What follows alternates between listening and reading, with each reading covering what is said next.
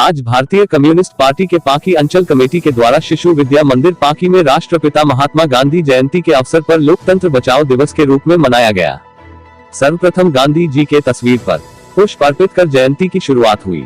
जयंती के अवसर पर उपस्थित लोगों के बीच राज्य कार्यकारिणी सदस्य सूर्यपत सिंह ने कहा कि आज पूरा देश राष्ट्रपिता की जयंती मना रही है। गांधी जी के नेतृत्व में आजादी का आंदोलन हुआ और देश आजाद हुआ, देश का नया संविधान बना, देश में लोकतंत्र स्थापित हुआ।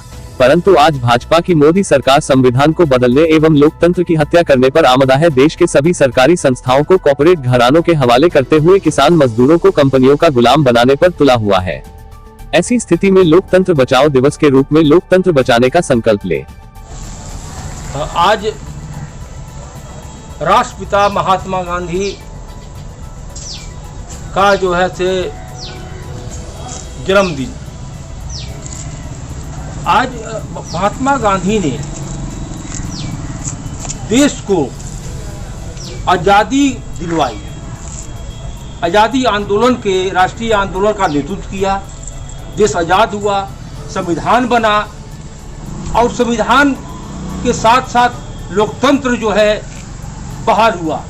लेकिन उसी संविधान को आज जो है से हमारा शासक वर्ग, जो मोदी के नेतृत्व में सरकार है, वह जो है से संविधान बदलने के पर आमदा है और लोकतंत्र के नाम पर जो है लोकतंत्र को खत्म कर रहा है। आज जो है से ब्रिटिश हुकूमत को यहाँ से खतरा गया, लेकिन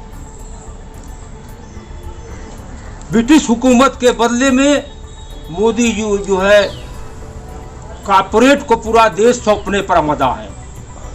फैक्ट्रियां दे रहे हैं, रेल दे रहे हैं, भेल दे रहे हैं, हवाई अड्डा दे रहे हैं, हवाई जहाज दे रहे हैं। सारा चीज देने के बाद नहीं पेट भरा, किसान मजदूरों को कंपनी का गुलाम बना रहे हैं। मतलब यह देश लोकतंत्र नहीं, कंपनी का अधिनायक तंत्र होगा।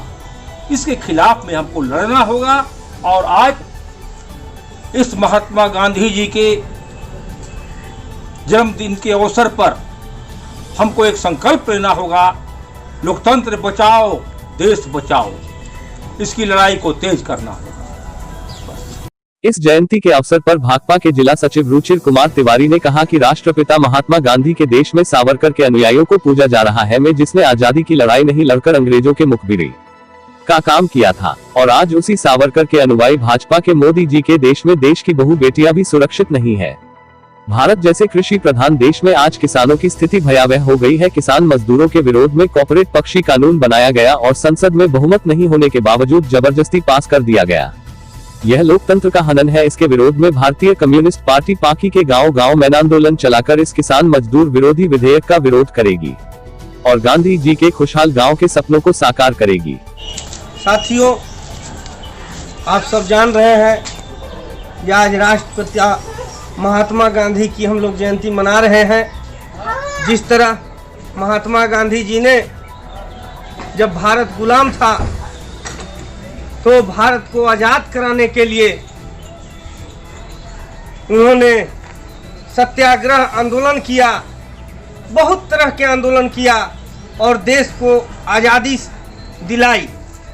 लेकिन आज उस गांधी जी के देश में लोकतंत्र की हत्या हो रही है। आम लोगों को अधिकार को छीना जा रहा है। वाक्य एवं अभिव्यक्ति की स्वतंत्रता पर खतरा उत्पन्न हो रहा है। हमारे देश में बहु बेटियां सुरक्षित नहीं है। लोकतंत्र के हत्या हो रहा है। इस अवसर पर आज के समय में गांधी जी की प्रासंगिकता बढ़ गई है।